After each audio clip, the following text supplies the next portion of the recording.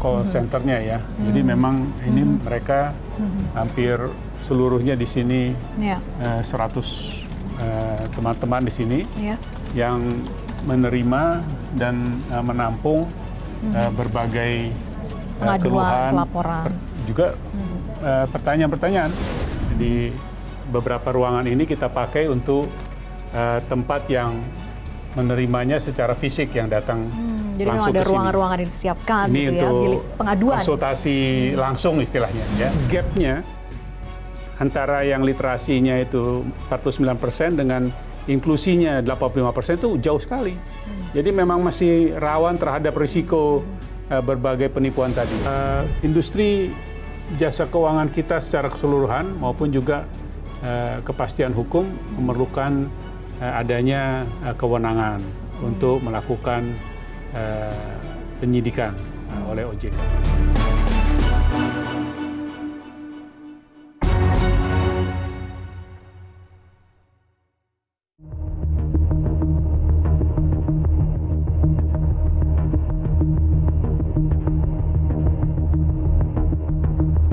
Pemirsa, Otoritas Jasa Keuangan atau OJK memiliki wewenang untuk mengatur dan mengawasi setiap kegiatan di sektor jasa keuangan.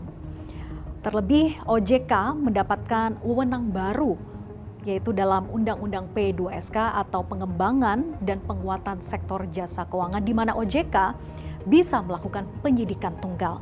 Konkret dan implikasinya seperti apa terkait dengan Undang-Undang P2SK ini, saya akan berbincang langsung dengan Ketua Dewan Komisioner OJK, Mahendra Siregar. Mari ikuti saya. Permisi Pak Mahendra. Selamat siang. Boleh saya izinkan masuk? Yuk, silakan. Apa kabar Bapak? Baik. Apa kabar Mbak Vera? Sehat, alhamdulillah silakan, Bapak. Silakan. Oke, Pak Mahendra. Mohon maaf karena kami harus mengganggu aktivitas Bapak di tengah kesibukan yang begitu padat. Bapak beserta anggota Dewan Komisioner ini kan dilantik per Juli 2022 begitu ya. Artinya ini berjalan sekitar kurang lebih 6 bulan. Selama 6 bulan ini apa saja percepatan ini yang sudah Bapak dan juga ADK lakukan untuk bisa mengejawantahkan dari tugas, peran, dan fungsi dari OJK sendiri? Kalau dilihat dalam konteks secara garis besar, pertama tentu adalah untuk pada saat itu melanjutkan program pemulihan, baik untuk sektor jasa keuangan, tapi tentu kontribusinya secara keseluruhan terhadap perekonomian nasional dan tentunya pada kondisi keseluruhan negara kita yang baru saja keluar dari pandemi COVID-19. Itu pertama. Kedua adalah reformasi dan penyempurnaan perkuatan yang dilakukan untuk internal organisasi OJK sendiri. Nah, yang ketiga adalah untuk mendukung perkuatan dan pengembangan dari sektor jasa keuangan, baik dalam kacamata potensi di masing-masing bidang, apakah itu perbankan, lalu pasar modal, IKNB, industri keuangan non-bank, maupun industri-industri yang lebih baru lagi, termasuk di dalamnya ada fintech. Saya ingin tahu dulu nih, kan Bapak ini sepak terjangnya luar biasa, segudang jabatan yang pernah Bapak emban begitu ya. Dan sekarang menduduki di OJK, mana yang lebih besar tantangannya kira-kira Pak? Atau pekerjaan rumahnya tuh lebih bertumpuk harus diselesaikan oleh Bapak? Agak sulit ya untuk membandingkan satu jabatan dengan lainnya, karena tentu dalam konteks masing-masing jabatan tadi dan juga periode waktu dan tantangan pada saat itu tentu berbeda-beda. OJK ini saya justru melihatnya dari dua sisi ya. Memang kalau dilihat dari tantangannya, ada sejumlah perusahaan jasa keuangan yang tanda petik sedang mengalami masalah dan harus diselesaikan. Dan ini banyak berkaitan dengan hajat orang banyak, apakah itu utamanya di industri asuransi atau juga di beberapa lain di manajer investasi misalnya, atau kemungkinan juga untuk kita konsolidasi kondisi perbankan. Belum lagi ada berbagai masalah yang kita sering dengar dengan berbagai bentuk kegiatan investasi yang tidak legal, yang secara online maupun juga secara individu banyak melakukan penipuan yang memanfaatkan kekosongan dari hukum maupun kekurang katakanlah pemahaman dan edukasi yang dimiliki oleh masyarakat ya. Jadi di situ ada tantangannya. Tapi yang saya lebih melihatnya justru kesempatannya luar biasa. Karena seberapapun sulitnya yang hal tadi, sektor jasa keuangan di Indonesia sudah memberikan kontribusi yang cukup penting dan akan makin bisa ditingkatkan karena sebenarnya secara potensi mungkin baru mencakup sejumlah kecil dari benar-benar potensi yang ada telah terutilisasi lah, bisa dikatakan begitu. Sehingga ruang untuk pertumbuhan perkembangan ke depan besar sekali. Tapi menarik Pak Hendra, tadi saat saya ke sini sepertinya banyak juga masyarakat yang datang ke sini untuk melakukan pelaporan gitu ya. Apakah memang ada tempat khusus disiapkan di OJK untuk menampung mereka-mereka yang memberikan pelaporan, pengaduan, berbagai macam pelaku industri di sektor jasa keuangan, Pak Mahendra? Ada, memang di gedung ini ada tempat yang disebut dengan tempat pengaduan atau 157 ya. Kalau boleh saya diajak ke sana langsung, boleh Pak? Iya, silakan. Oke, baik. Terima kasih Pak Mahendra.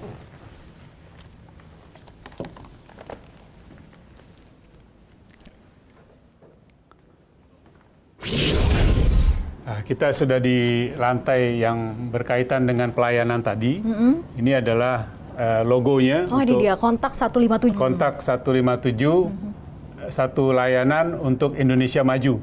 Satu layanan untuk Indonesia Maju. Jadi masyarakat Indonesia ketika ada keluhan ataupun juga pengaduan bisa langsung menghubungi 157 ini begitu ya Pak? Betul. Ya? Layanan online seperti ini sudah sejak kapan Pak disediakan oleh Ini OJK? sudah berjalan 4 tahun, tapi memang di tempat ini yang lebih cocok dibuat setupnya dari ruangannya maupun juga fasilitasnya baru saja kita pindahkan sejak kami menjabat.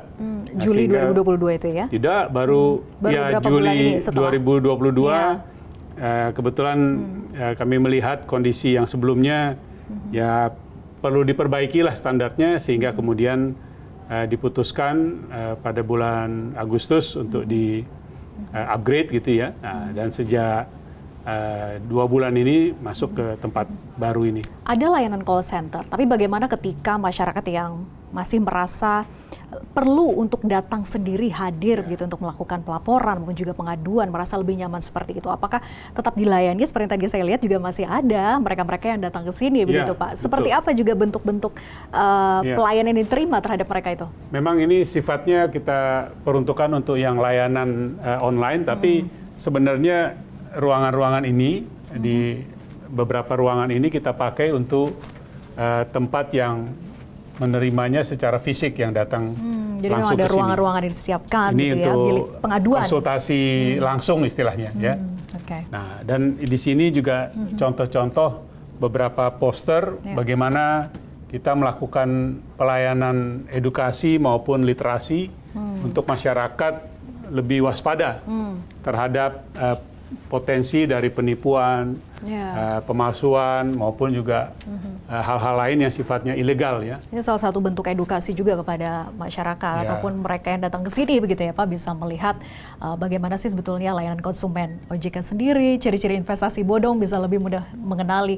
Artinya bahwa OJK menekankan bukan hanya bagaimana mengatur dan mengawasi pelaku industri, tapi juga masyarakatnya juga diedukasi begitu ya Pak ya? Betul, karena memang di dalam konteks edukasi dan literasi dan inklusi, kita memiliki target sendiri untuk meningkatkan pengetahuan, pemahaman dari masyarakat sehingga risiko untuk katakanlah tertipu atau terjebak dengan kondisi yang tadi itu bisa berkurang. Nah, untuk mengukur bagaimana efektivitasnya dilakukan survei nasional setiap beberapa tahun, dan yang terakhir ini memang menunjukkan kemajuan dari yang inklusinya itu sebelumnya masih di kisaran 70-an 6% masyarakat populasi Indonesia, sekarang sudah meningkat mencapai 85%. 85% literasi keuangan. Inklusi. Inklusi keuangan. Inklusi itu adalah bagaimana jasa keuangan yang ada di Indonesia ini dimanfaatkan oleh masyarakat Indonesia. Itu angka inklusi. Tapi angka literasi itu adalah menunjukkan angka pemahaman dari yang memakai. Ya. Jadi yang memakai ini belum tentu dia paham betul.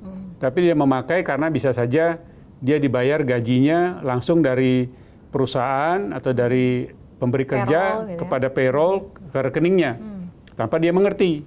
Nah, untuk mengetahui seberapa jauh dia mengerti pemahaman untuk pemanfaatan yang benar, itu ada surveinya yang sama, tapi menghitung angka literasinya.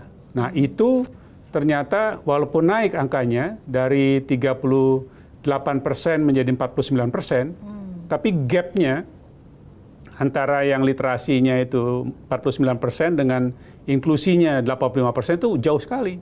Jadi memang masih rawan terhadap risiko berbagai penipuan tadi. Jadi ini juga salah satu PR dari OJK untuk menuntaskan PR besar literasi yang keuangan gitu ya. Ya, Bukan jadi hanya ini salah mendorong satu. inklusi keuangan saja. Betul. Ini salah satu bentuk poster. Tapi ada juga bentuk pendidikan lain yang kita sediakan lewat online ya. Nah, Pendidikan itu, online dalam bentuk apa tuh, Pak? untuk aplikasi dan juga sifatnya virtual maupun juga langkah-langkah yang dilakukan kepada kelompok-kelompok masyarakat. Apakah itu yang ada di daerah pedesaan, ada program-program khusus, dan juga untuk masyarakat di sekolah-sekolah, mulai dari sekolah dasar yang kita dorong juga inklusinya dengan simpanan untuk pelajar misalnya, atau simpanan untuk mahasiswa. Tapi di dalam prosesnya kita melakukan juga pendekatan memberikan pelayanan untuk peningkatan kemampuan literasi mereka. Pak, tadi kita udah jalan-jalan dari depan, kemudian sampai di sini, bisa jelaskan ini ruangan apa ini, Pak? Ini dia call centernya ya. Jadi memang ini mereka hampir seluruhnya di sini 100 teman-teman di sini.